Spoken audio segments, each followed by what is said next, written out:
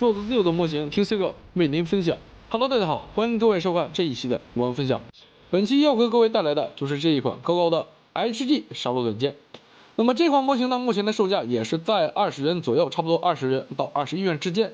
整体这个方块啊，我个人呢还是蛮喜欢的。那么打开盒子以后呢，依旧是这么一包的包装了，简单一个说明书。其实这一次整体呢，在说明书方面是这么一种小页的说明书了，也算是一个常规操作了。在贴纸部分的话呢，我个人认为这一次提供的贴纸还是精度比较好的，至少贴出来呢应该不会出现太歪的情况下。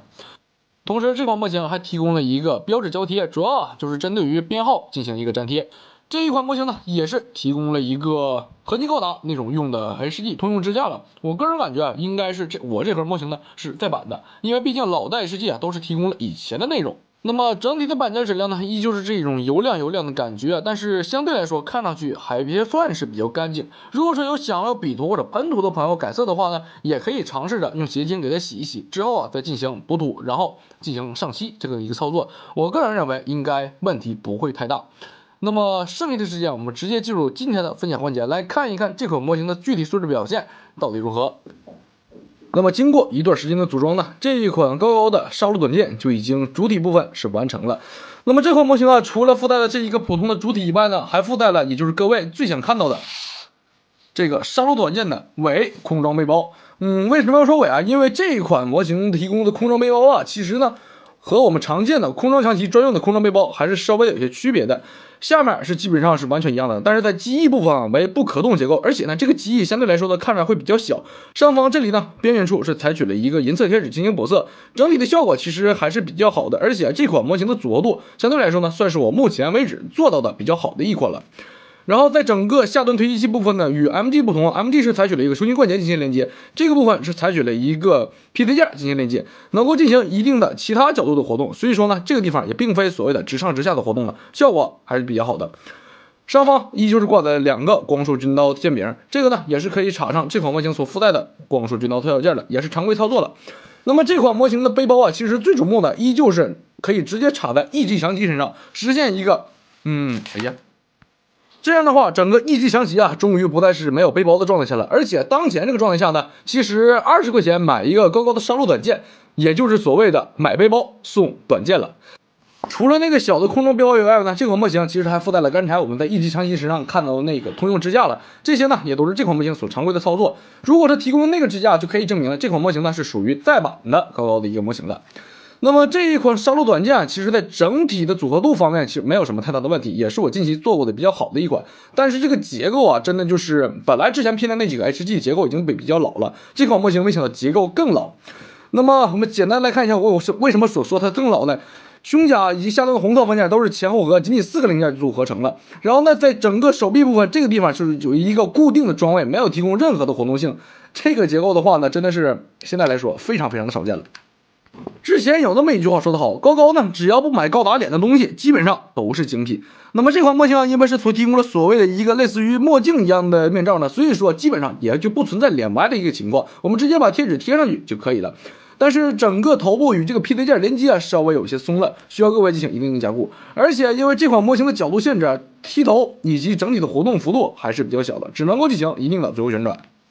胸部部分就像我前面说的一样，结构是非常简单的。加尔它的上端呢是带有一个红色的贴纸进行补色的，其他的基本上都是一个前后合了。内部呢是带有一个 PT 件的连接，主要就是用来安插后方的背包的。整个胸部通过了一个柱形卡榫进行连接，能够进行一定的左右旋转。但是因为侧裙甲以及后裙甲的干涉呢，这个旋转幅度受限制还是比较大的。肩甲部分是这种比较方正化的造型了，下端在上臂的部分呢，这个地方前端是采取了一个黑色的贴纸进行补色，肩甲部分是通过了红色的三角形的贴纸呢进行一定的细节补色的。肩甲侧面这个小喷口啊，其实呢还带有一定的活动性，但是这个活动性对于整个手臂的平台提升呢，并没有什么太大的帮助。小臂部分基本上就是一个普通的左右合了，这个地方其实对于缝隙来说呢，还算没有太多的，上方但是有一定的高低差，需要各位进行一定的打磨处理了。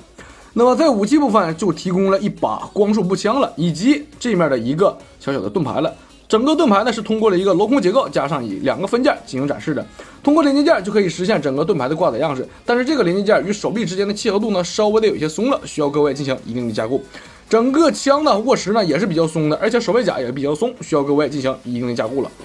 整个手臂在活动的时候呢，首先啊就是在整个旋转部分这个地方，其实活动比较紧实，还是比较不错的。平台关节呢只能达到接近于90度，但是却没有办法达到90度这么一个角度幅度。屈肘活动的话呢，也就是90度了。手腕部分因为采取了一个球形关节进行连接，能够进行一定的活动。在整个手臂的活动性啊，其实呢相对来说限制比较大。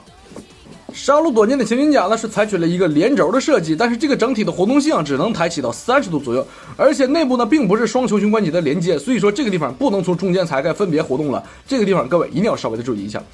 在前裙甲部分呢，还可以提供贴上这款模型所附带的一个编号贴纸，一共是提供了5个，可供玩家自行的选择。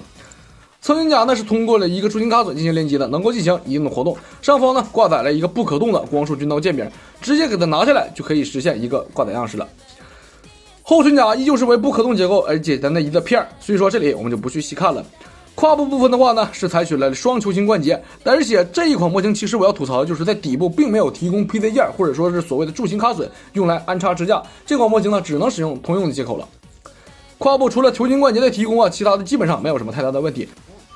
在整款模型的比例上面呢，要比后续出的那几款模型要稍微的修长一些，这因为这个腿啊会比较长，所以说呢看上去会更舒服一些。但是这款模型最大的问题也恰恰在这儿了。前踢活动的话呢，差不多能达到90度，也算是一个正常水准了。但是在屈膝的时候呢，虽然说是采取了一个双动关节，但是屈膝活动只能这样呈现了一个弧度的状态，并没有呈现一个比较好的一个屈膝的活动。这一点呢，对于这款模型的摆动的来说，还是非常的受限制的。这一个角度就是它的最大的屈膝活动了。上端的红色，下端的黑色都是通过贴纸进行补色的。脚腕的装甲呢，能够带有一定的活动性。整个脚部其实整体的接地性还是比较好的，但是受限于膝盖以及胯部的球关节的设计呢，所以说这款模型在整体的活动性方面真的是不太好。那么脚腕部分依旧是通过一个球形关节进行连接，整体的话还是比较好的，紧实肯定够用的。那么这款模型其实所有的东西啊，我们就已经全部的看完了。针对于这一款高高的 HD 杀戮短剑呢，我个人认为它的最大的价值就是提供了这么一个小背包，之后呢再加上强袭背包的通用性，还可以插上其他的背包作为一个单兵器的使用。然后剩余的那个空装背包呢，还可以给一级强袭身上使用。毕竟一级强袭啊，实在是没有什么太好的单独的背包了。20块钱你买一个背包，在上面呢再带上一个杀戮短剑，我相信很多朋友都会这么选择的。我这里呢是插上了之前做过的 IWSP 装备，因为下端的这个实体剑刃啊，整体的会受到一定的限制，所以说呢，这个时候光束军刀剑柄插上去就比较麻烦了，需要各位稍微的注意一下。那么本款模型不知道各位感觉怎么样呢？我个人是感觉这一款杀戮短剑还是蛮香的。那么本期的 C 狗魔玩分享到这里就已经全部结束了，我是 C 狗，感谢各位的收看，我们下期不见不散，拜拜。